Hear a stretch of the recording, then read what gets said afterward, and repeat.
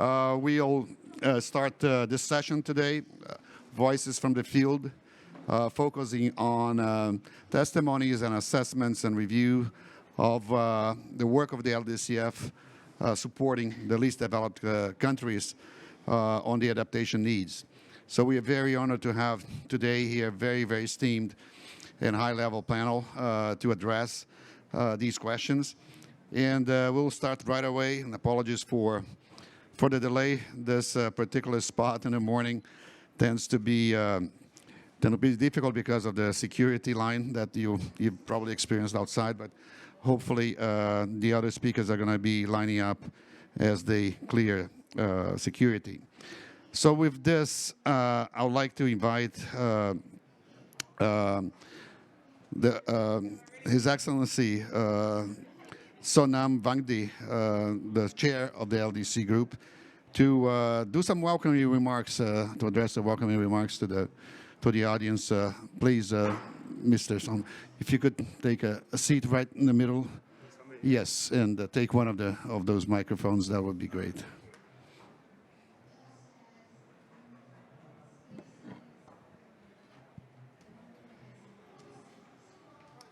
It's on, I think. It's on.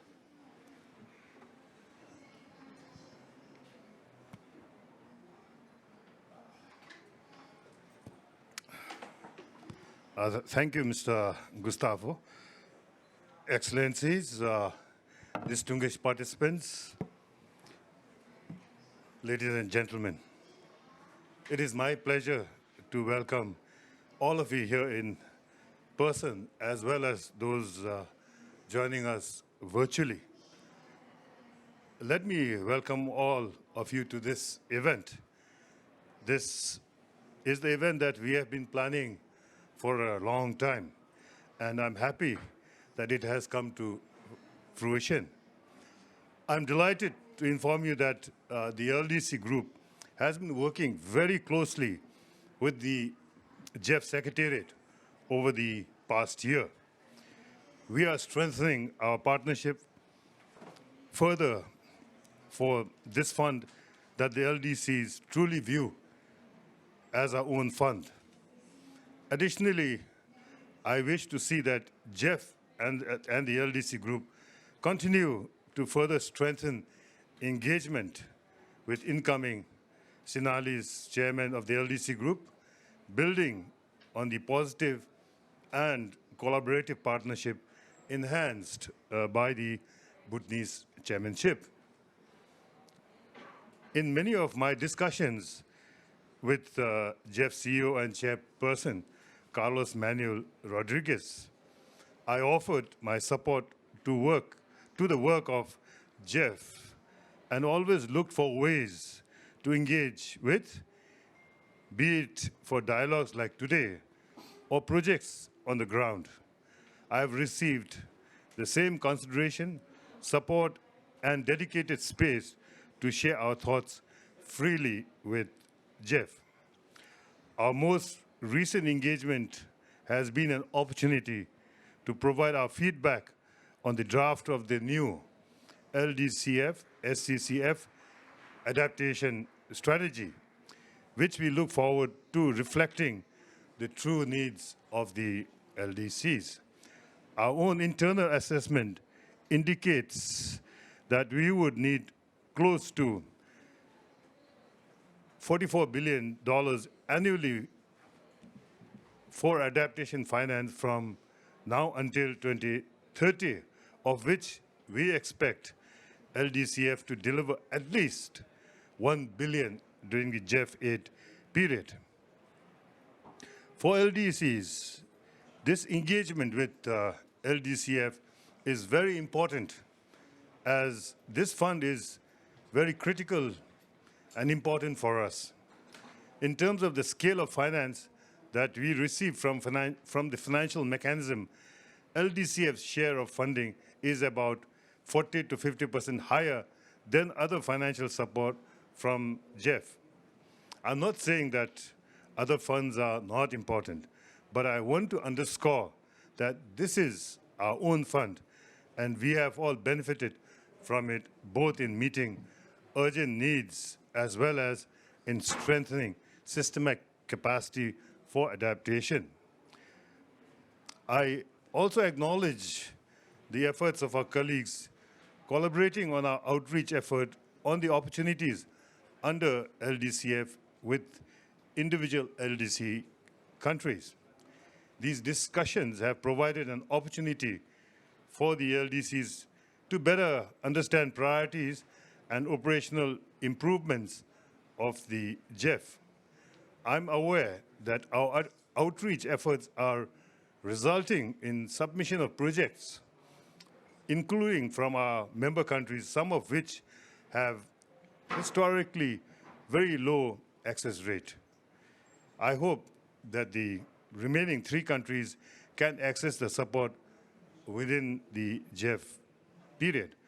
Today, we want to listen to 4 of our countries on how the fund is delivering results. With this, I would like to invite His Excellency Lempo Ishipenjo, Minister of Agriculture and Forest, Bhutan, to deliver his opening remarks. Lempo.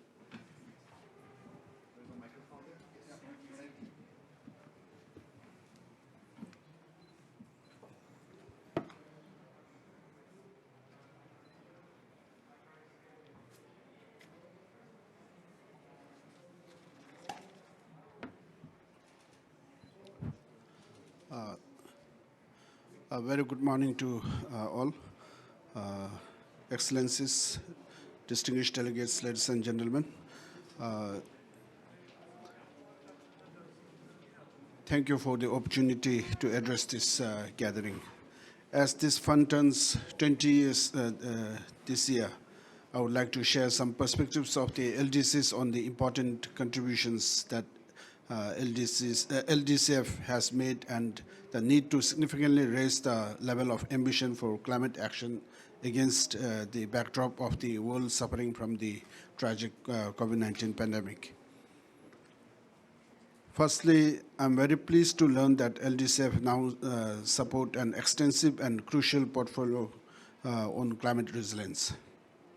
To many LDCs, the most prominent and significant support we get from the GEF is from the LDCF to address climate change adaptation that directly address the urgent and critical climate change adaptation needs in our countries. We have come a long way and so much has been done and achieved over this period. Support from the LDCF is delivering real and critically important results on lives and livelihoods in LDCs. For example, by reducing vulnerability for more than 50 million people and bringing approximately 6 million hectares under climate-resilient land management. Moreover, with LDCF support, all LDCs managed to complete their Nationally Adaptation Program of Action, or NAPAs, without which we would not have understood our priorities and been able to utilize scarce resources in achieving greatest adaptation impact for our people. For Bhutan, we started with our first NAPA project in 2006. Now we are implementing the 3rd NAPA project. The first NAPA supported lowering the water level of one of the most vulnerable lakes, which was at high risk of outbursts of Glacier Lake. The 2nd NAPA supported expanding hydrometeorological stations across the country, and 3rd NAPA is investing in conservation and agriculture. Similarly, many LDCs have benefited, and this is one mechanism that has proved useful to LDCs. This is the fund we deeply care about, given it is the only fund dedicated to LDCs, and we don't have to compete with other developing countries who are more capable. Most recently, the LDCF has approved $10 million towards advancing climate resilience of water supply and irrigation in 5 districts in Bhutan. We look forward to this initiative to directly respond to the priority highlighted by the Royal Government's Water Flagship Program of the current 12th five-year plan. We are hopeful that this support will also scale up nature-based solutions to improve watershed management in some of Bhutan's most fertile yet highly vulnerable agriculture districts, also providing diversified income sources for rural communities and improving governance around water and climate change. Bhutan for Life, which is focused on conservation area, coordinated by WWF, supported by LDCF, GEF, GCF, and others. We look forward to enhancing support from all again. We at the LDCs consider the LDCF to be our fund. It is the only fund dedicated to support LDCs where we don't have to compete with other developing countries and that are more capable. It is not a low probability, high reward lottery that only some stand the chance of winning. The LDCF is the only fund with the track record in all LDCs of on-the-ground implementation of adaptation priorities. We value and trust this principle of equity. We can count on the LDCF to deliver to all LDCs. With increasing devastating impacts of the climate change felt daily, it is clear that we need to do a lot more and better for transformative impact on vulnerable people. Last year alone, across the LDCs, we have been grappling with the devastating impacts of cyclones, floods, and unusual heavy rains, with the devastating impact of rains, many of which have been the most extreme seen in decades.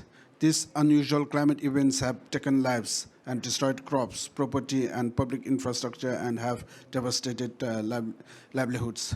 Bhutan recently lost a major part of its rice harvest to an unprecedented week-long rainfall.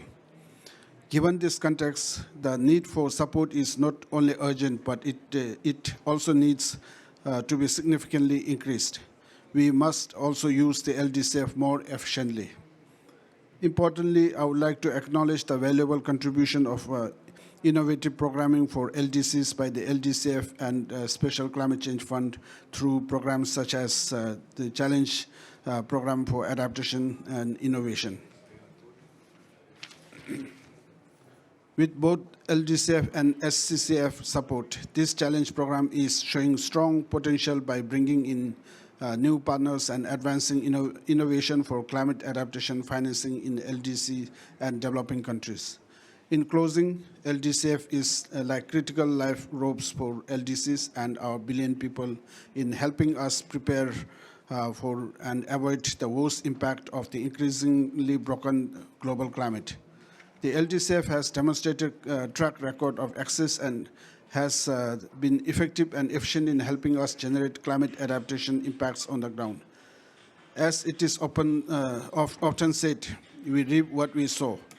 Collectively, as the international community, we need to renew our efforts to ensure both the LDCF and SCCF are more strongly and predictably resourced than ever, and ensure the support they provide targets greatest climate adaptation impact possible.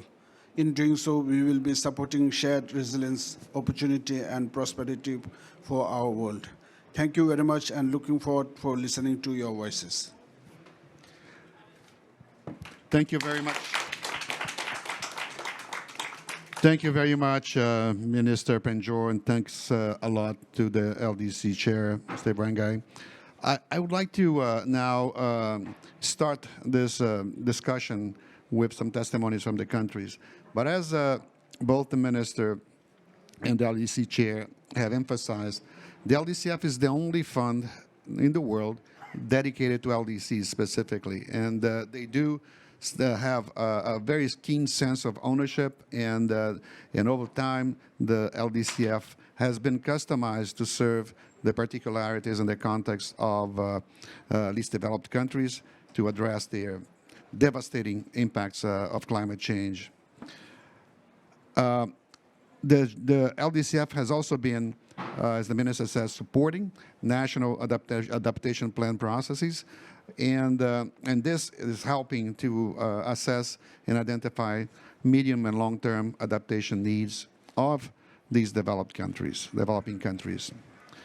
The LDCF and the SCCF were the first global source of funds for climate adaptation, established in 2001 under the Marrakesh Accords.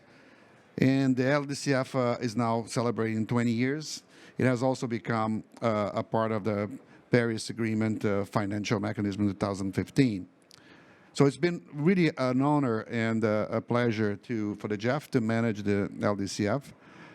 Since it began, we have funded 360 projects and programs and enabling activities that add up to $1.6 billion that have in turn mobilized some $7 billion in co-financing, and all that has been invested to reduce climate vulnerability that has directly benefited more than 50 million people to date.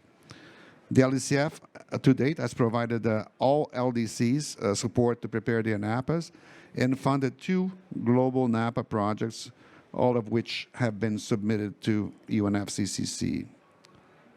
At the core of this portfolio, I would say that we have a philosophy of really being country-driven and leaving no LDCs behind. With the experience that we have supporting on-the-ground adaptation initiatives in every single LDCs, we are able to support concrete adaptation benefits beyond studies, readiness, capacity building, and all those enabling activities. I'd like to point out also that LDCF has become agile over time and is able to review and approve initiatives very quickly, paving the way for timely action. Currently, the average time from the initial proposal submission to approval by the GEF Council is about 5 months, which is really, really quick within the multilateral system.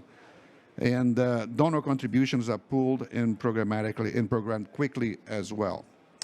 With this today, we would like to hear directly from the LDCs what they feel about the experience so far, how it has supported their experiences on the ground, and how the fund has helped them to deal with negative impacts of climate change.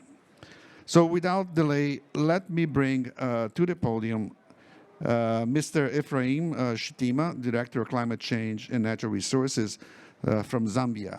Please, Mr. Shettima, if you can take a seat over here, there's a microphone right there. Thank you very much and welcome.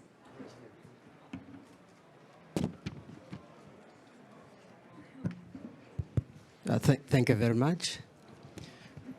Well, in terms of Zambia, I think we are delighted to be part of this event, first of all, and I can confirm that the GEF, through LDCF, has been an all-weather partner to Zambia. But going back to the 2007, when we developed our National Adaptation Plan of Action, the NAPA, in there we had about 10 project profiles. As you know, the NAPAs were focusing on immediate and urgent adaptation needs, and we had 10 priorities that we identified. So far, we've implemented about 4 out of that.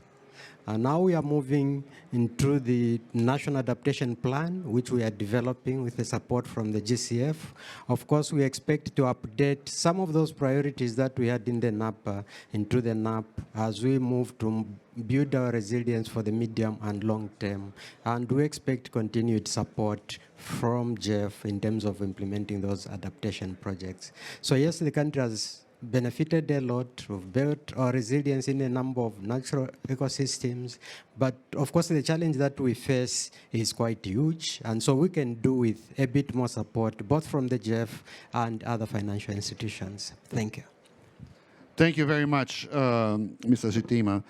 I would like to call to the podium now Mrs. Radhika Wegel from Nepal. She's the Chief of Climate Change Management Division of the government in Nepal. There's a chair over there, Ms. Wegel.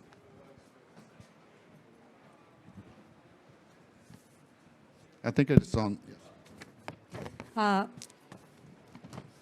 First of all, I would like to thank for this opportunity, LDC Chair, Honorable Minister, and delegates from different LDC countries and other countries. And here I would like to highlight some of the activities which has been carried out through the support from LDCF in Nepal. And I would like to reiterate here that we have started adaptation program long back. We have formulated our first NAPA back in 2010. And after that, we have been implementing various local level adaptation plan in various scale, including local level adaptation plan as well as national levels. And there are altogether 22 projects under GCF and 7 under LDCF. And one concept has been approved, and the total project approved was 15, and 13 of them, they are already completed. And altogether, we have 29 projects. And that are implemented through various implementing agencies, such as ADB, FAO, IUCN, UNDP, UNIDO. And they are mostly on climate change area and climate change, biodiversity, and land degradation. And similarly, biodiversity conservation as well. And the common key features of GCF projects in Nepal are they have multiple focal areas, and they reinforce each other, and we have benefited much from these synergies. And we have multiple cooperating partner, and the multiple cooperating partner also bringing some synergies in terms of climate change adaptation. And the focal areas linked to reduce poverty, and the most beautiful thing of associated those projects is that is community-based, that is directed to community-based adaptation, and the various communities, they build ownership on this adaptation activities, and they have been benefited, and they have been contributed in climate change adaptation as well.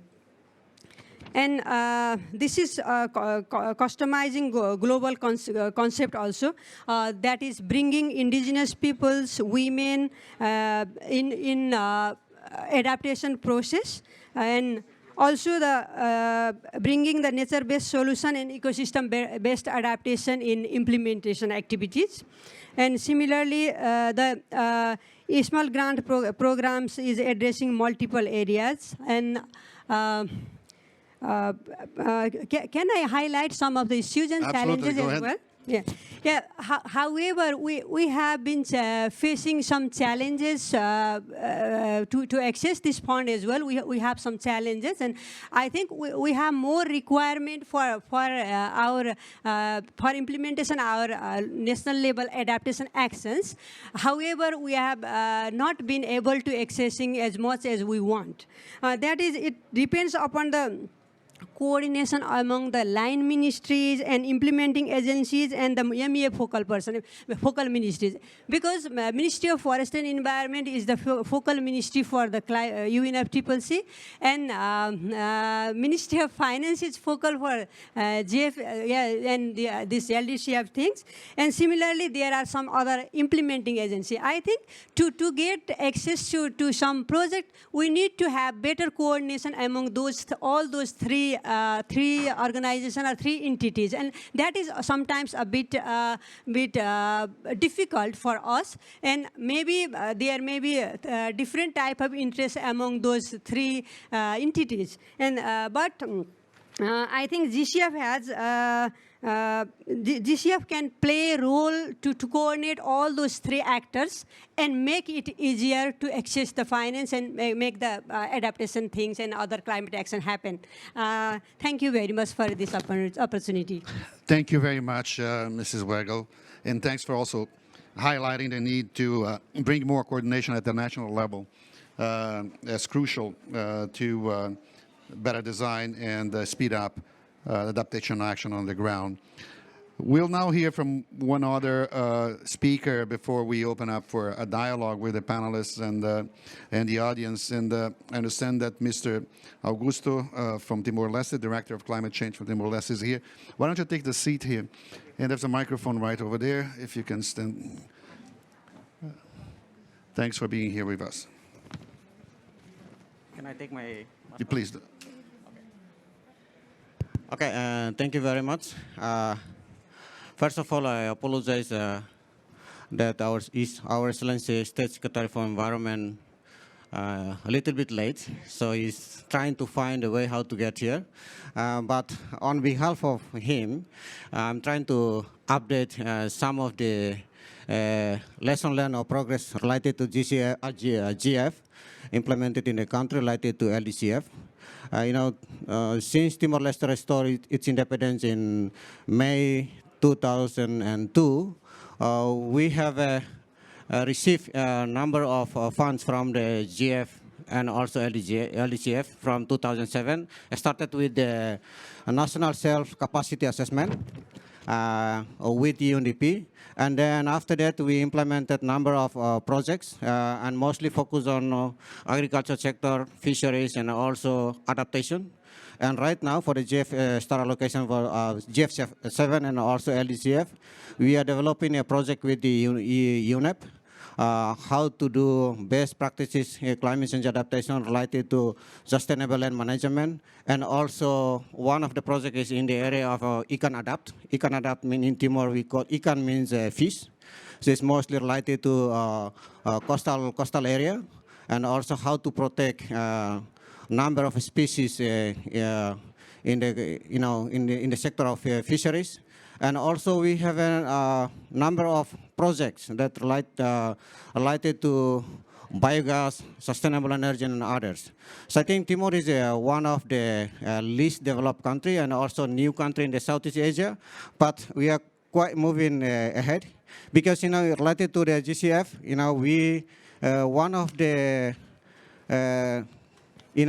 directorate from our national directorate, we are accredited to GCF readiness that we can implement it directly. I think this is one of the lessons learned, maybe how we can do this to the GF also, because we are trying, in the future, we can still involve UN agencies or accredited entities in the country, but at the same time, we also need to learn how we can do it by ourselves. This is one of the objectives from our country. But this is Secretary just arrived, so if you have a question related to any political decision, I think State Secretary will give you a response. And I think for looking at the structure, I think I will invite Secretary to sit down here, and then if there is some technical question related to the implementation of LDCF fund in Timor-Leste, we are here to respond. Thank you. Senhor Secretário, muito obrigado por ter chegado. Por favor, vamos.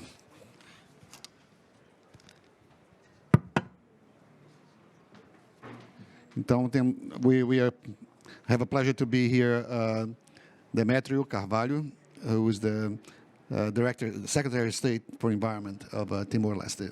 There's a microphone there, if you. Yeah, thank you.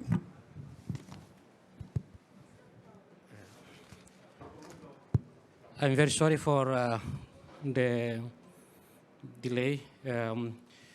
We have a little bit distance to the venue, so anyway, I'm here.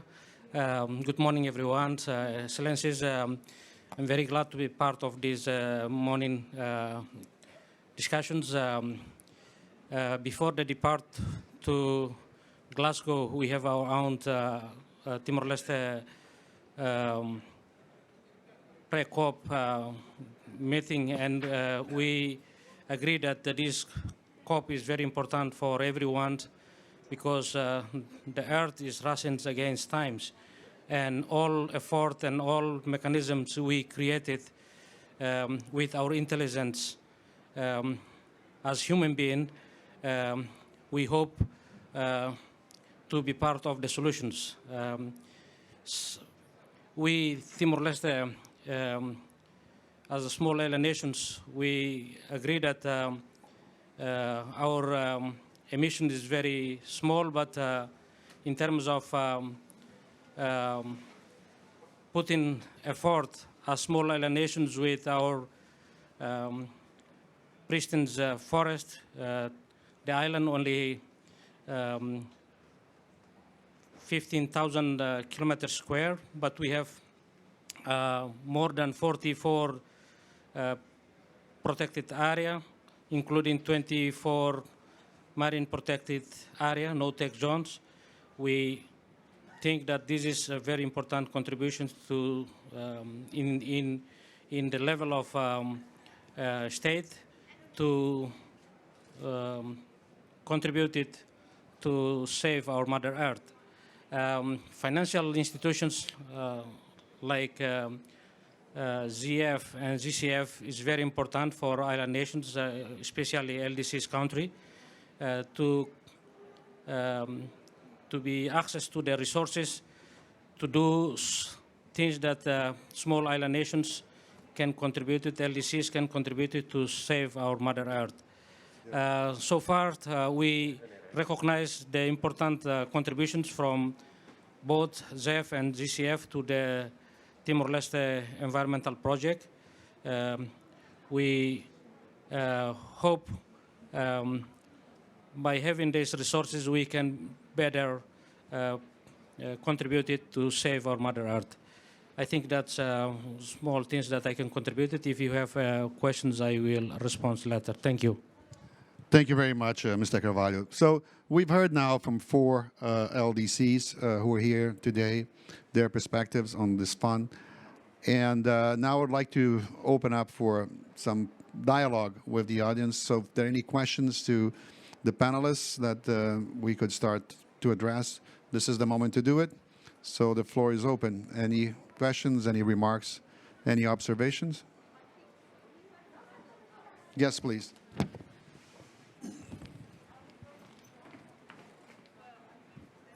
Thank you. Good morning to everybody. Thank you for this informative session concerning LDC's finance. I am Sumaya from Sudan, working for Forest National Corporation, Ministry of Agriculture and Forest.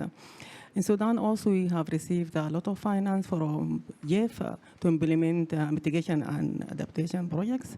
The last project implemented by GEF was the first mitigation project, which is carbon sequestration project to restore the degraded forest areas in central Sudan. My question for Nepal experience, and I think, I believe you face a lot of challenge in coordinating between 3 different implementing agency, finance and environment and so on, because in our country also face this challenge. I'm asking how you succeeded in controlling or sorting out these challenges in regard of receive fund and disperse this fund to the community. And also my question is that how you engage the communities in the project, maybe down to villagers and local people. Thank you so much. Thank you very much. So I think the question was addressed to you, Ms. Wegley, but I will open up to other panelists as well. So it's the role of local communities in the implementation of projects. Thank you.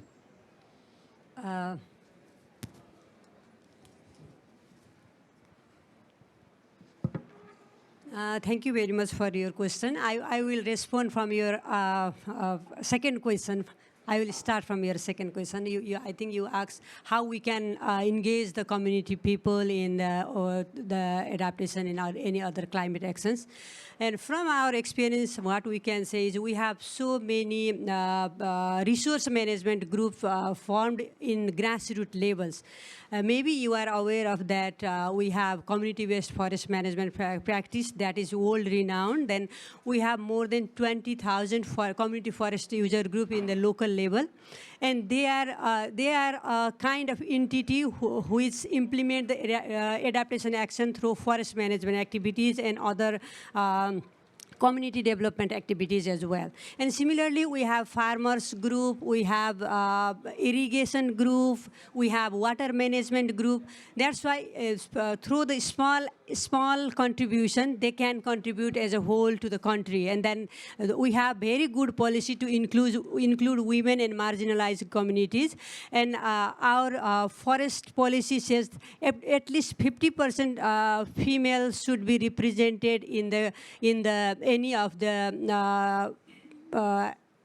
the bodies that form to work for the community development or any other activities. That is 50% representation for female is mandatory.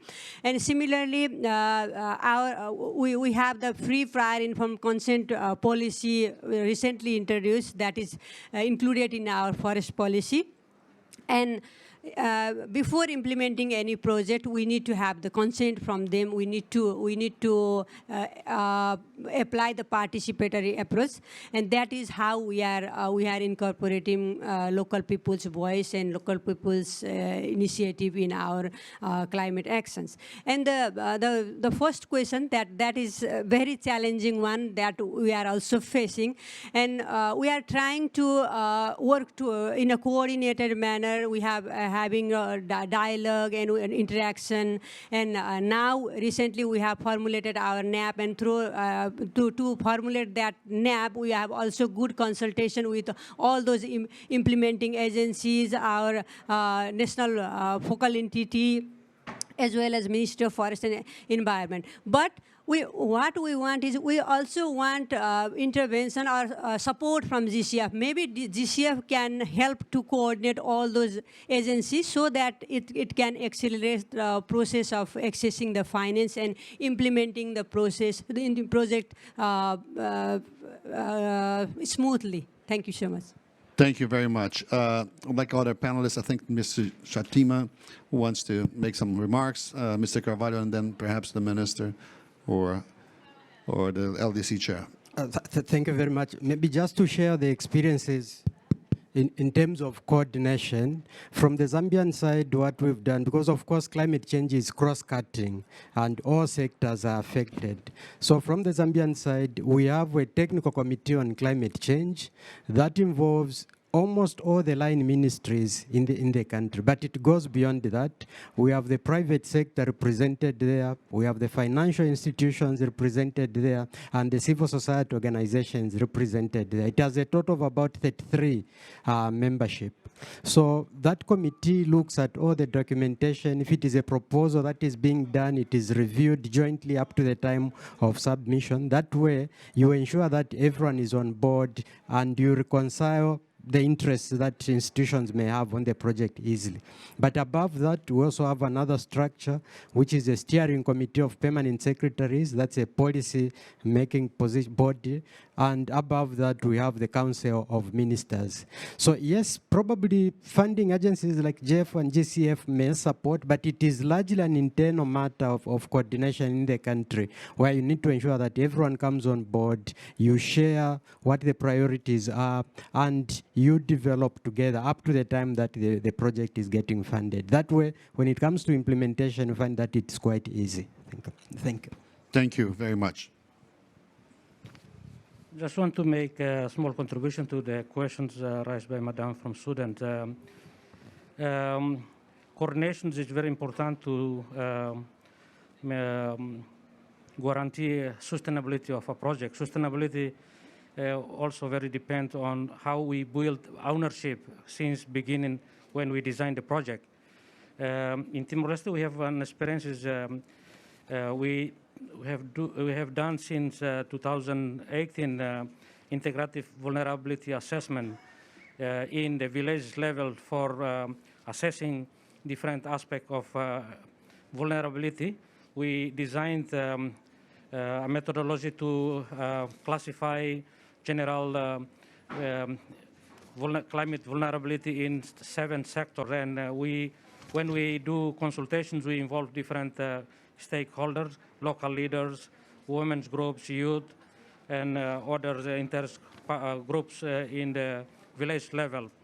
In terms of coordinations, we do have mechanism under National Designated Authority. We have a consultation body. Then we have a climate working group that we organize a regular meeting for coordinations, the issues related to climate, and also finance mechanism, including sensibilizations about the pipeline under GF and others financial mechanism. Thank you very much. I'd like to call on Mr. Penjor to give his perspectives on this important question about national coordination across agencies. And as the discussion is evolving, I think it was also highlighted here the need for coordination amongst the different donors as well as they engage with the countries. And that's why we have this pavilion here with the GEF and the GCF. So your views here would be mostly appreciated. Thank you. Thank you. In Bhutan, I mean, Bhutan is a small country, and in Bhutan, the whole planning process is totally democratic in nature, meaning that the local communities have the full ownership of anything that's been planned and implemented, meaning that the planning process starts from the grassroots. The local governments actually coordinate and then consult the local people to develop any plans that is needed. So the prioritization of the plans, basically the needs of the people, are all done at the local government level, and then as the priorities are listed, then it has been forwarded to the district government. So basically in Bhutan we have 205 local administrations at the grassroots, and then 20 districts, and then the plan comes to the central government to then link it. Basically, when the plan comes to the central government, then for the central government, it is basically to segregate and link it to the funding sources. I mean, to be it the donor support or the government support. So basically, linking, selecting the activities to which it fits, actually, to which support it fits. So anything that is on climate sensitive activities that's been prioritized, and it will obviously be linked to the LDCF, GEF, the GCF and things. So in gist, in Bhutan, as the planning process starts from the grassroots, the prioritization is all based on the priorities of the local communities. So the local communities have the full ownership of the plans that has been adopted, and then in implementation, once the resources are linked to the prioritized activities, then the implementation is sent back to the local governments for implementation. So that way, both in terms of planning as well as in implementation and in prioritization of the needs, the local government has full authority. Yeah. Thank you, Minister.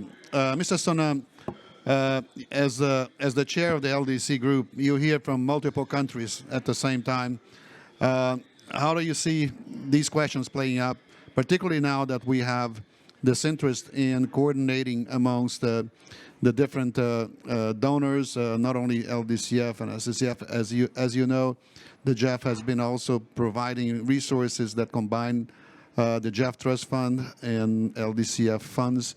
And so how's that coming along, and do you see this as a welcoming evolution in terms of our funds assisting your needs and the needs of LDCs? Thank you. Thank you. I've been also listening to our constituents, and it is sometimes it takes a form of technical committees, climate change committees, which coordinate in many countries for especially for when it's urgent. But at the end of the day, what we have realized is that you need the whole of government, whole of society approach. You need to integrate vertically in terms of your planning, budgeting, and horizontally in terms of the processes. So this is what is required. And for the LDCs, I believe this is happening in terms of the NAPs. Each and every LDC is now is in the process of preparing the NAPs. And when we do the NAPs, it's already, in fact, our priorities, in fact, in terms of the compliance, consultation, everything that is required is being undertaken. The vulnerability assessment, everything has been undertaken, and we are encouraging, in fact, the LDCs for all to go through this NAP process.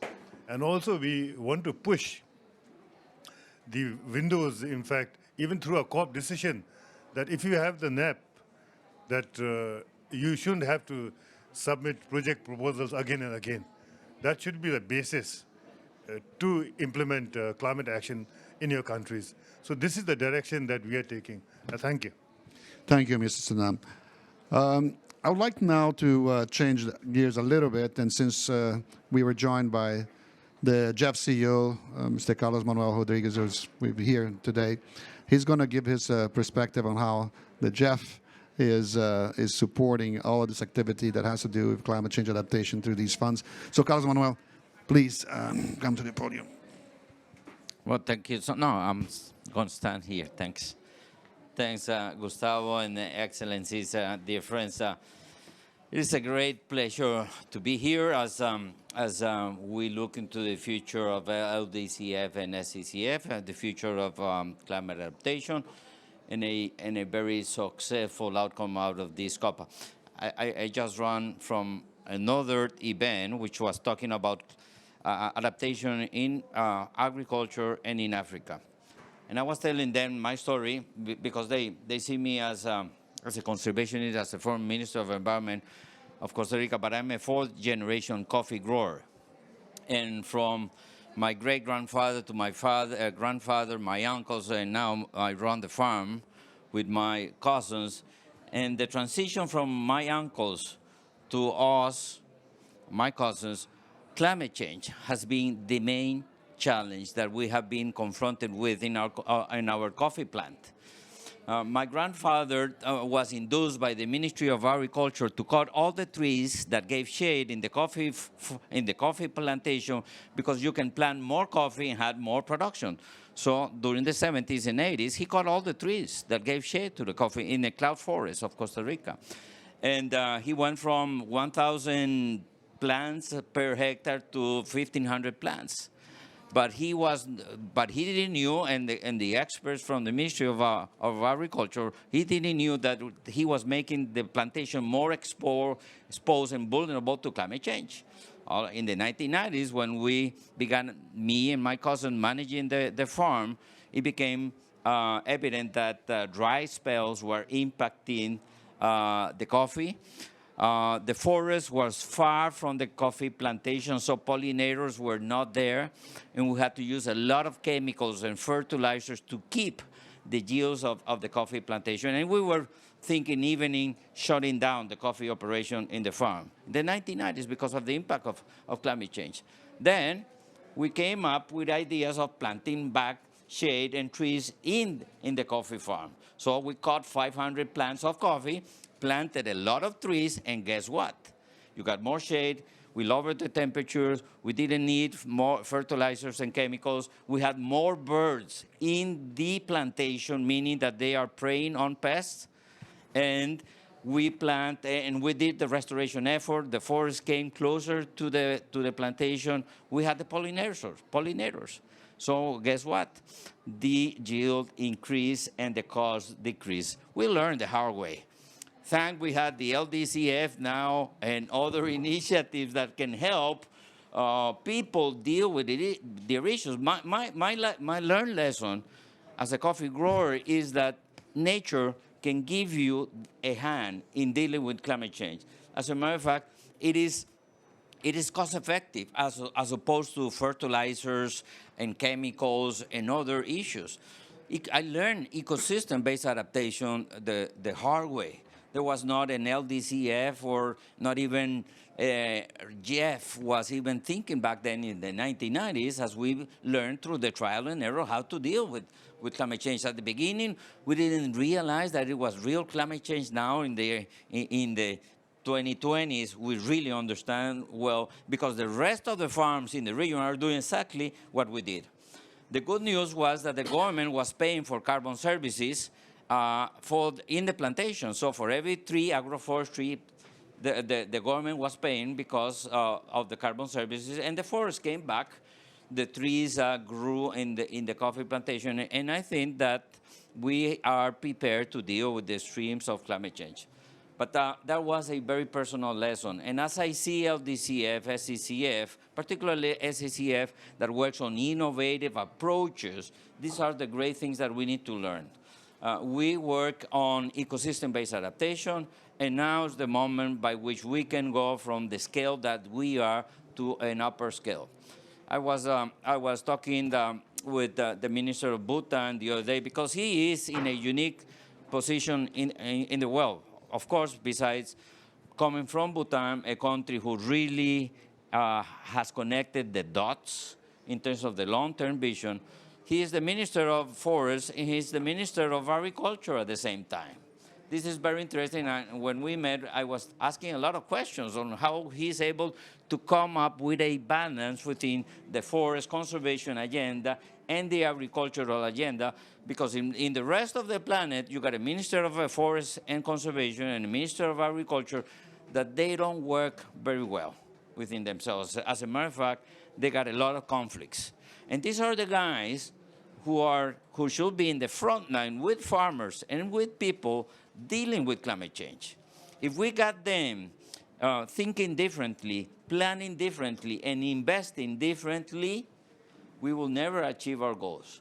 We need to help them understand that they need to do much better, but most importantly, we need to understand that their investments and their policies should be totally aligned with the Paris Agreement and totally aligned with the new biodiversity framework, of course, totally aligned with the land restoration and land neutrality efforts, bringing all of the three conventions. At the GEF, we look into the future as we grow in LDCF and SCCF, but also we want to address those policy challenges.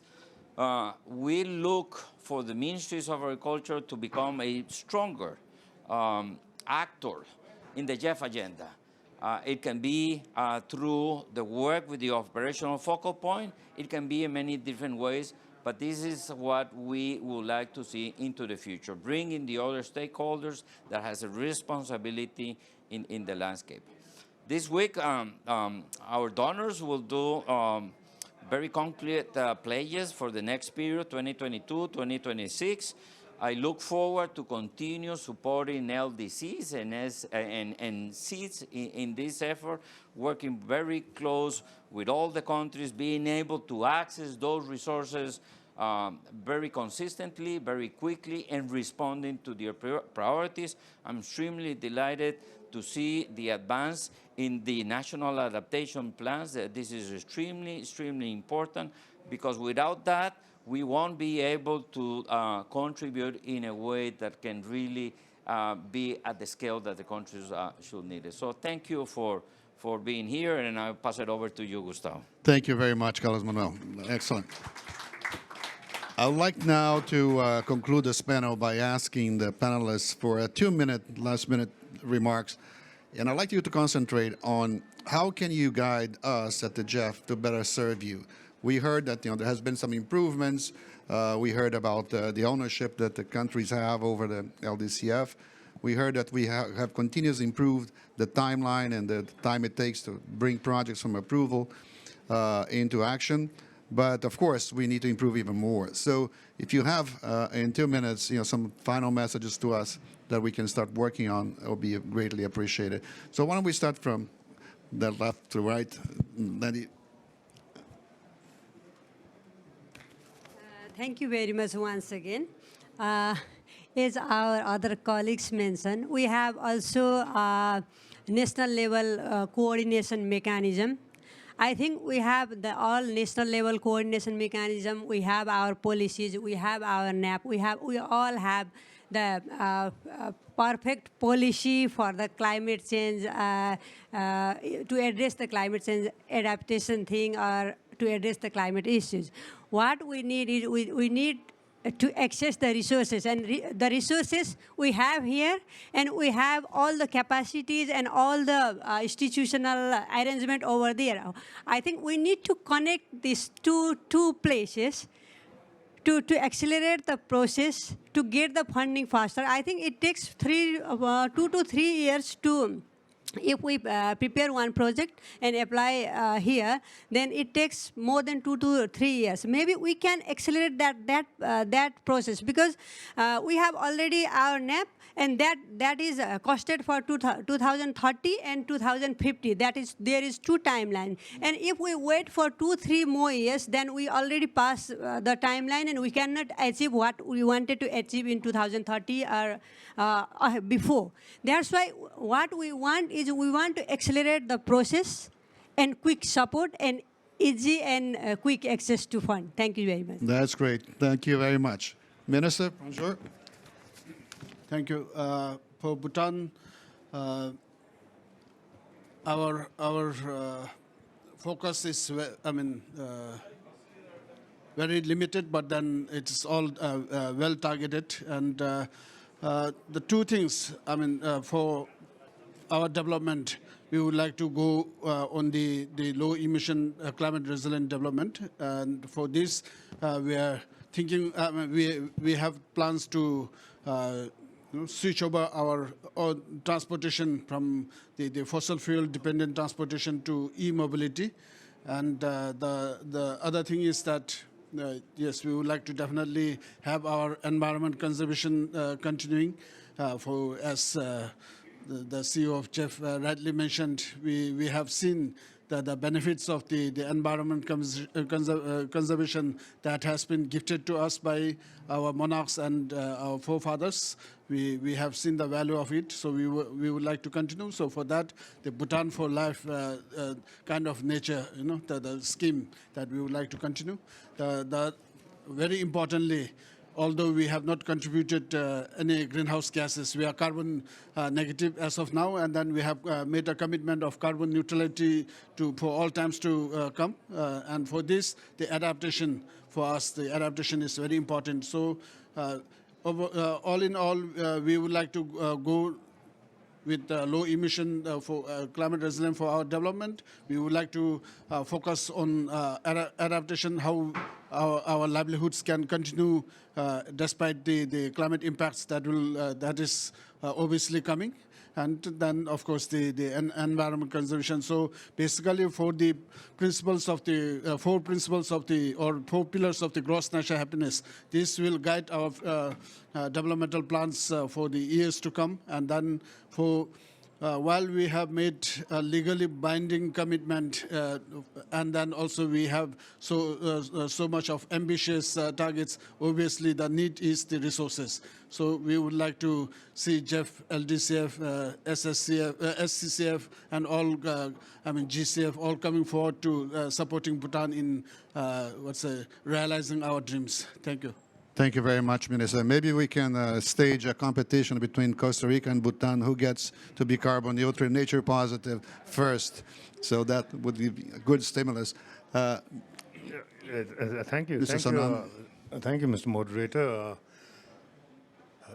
I will speak from the perspective of the LDCs. While I support this fund, what I'm really concerned about is also access and transaction cost.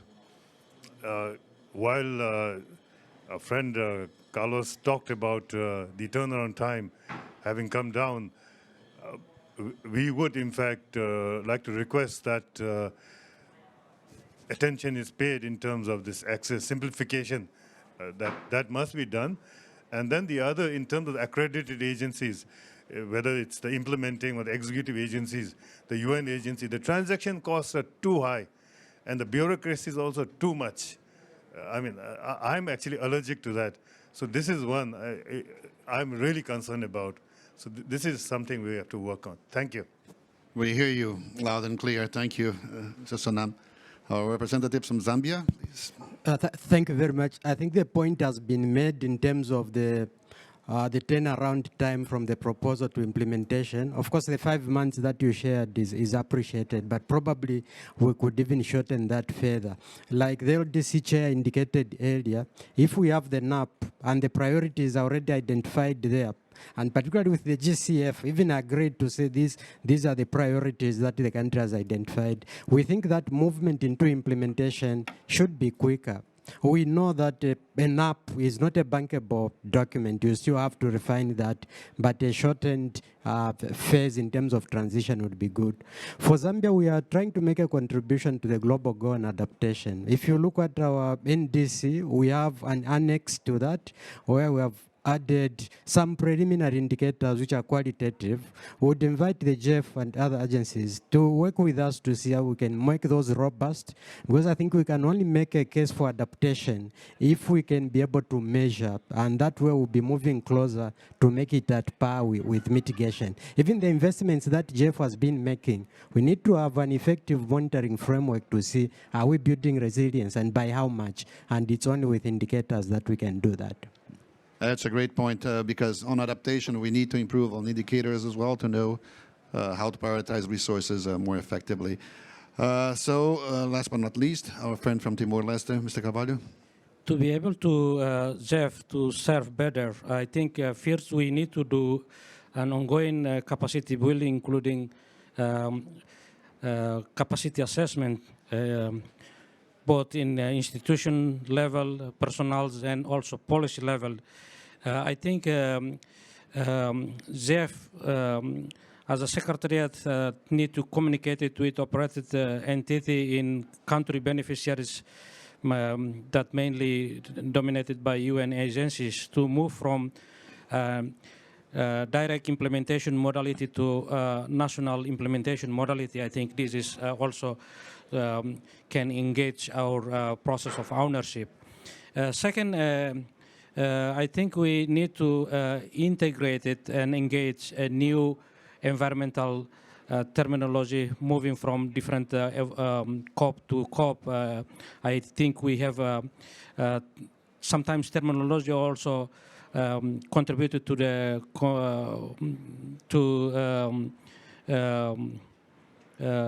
complexity. So we need to engage how country beneficiaries can adopt in their NAP or their project development process, for example, nature-based solutions, circular economy into project development. So that can also help solve problems in the nation level, also can contribute to regional and global. The last point, as I mentioned before, both GEF and GCF, I think, need to assess or to pull project development specialists that understand the system applied by GCF or GEF, so the consultants entity can better serve country beneficiaries in terms of project design, fulfill criteria to make sure that simplify mechanism is need to accelerate it, and in the same time the accountability and transparency in the project development implementations and report able to do. Thank you very much. And before we close the panel here, I would like to ask for a big round of applause to the panelists that took time from their agendas to be here with us and share their comments. This has been very valuable for us, and thanks for your time. Bye-bye.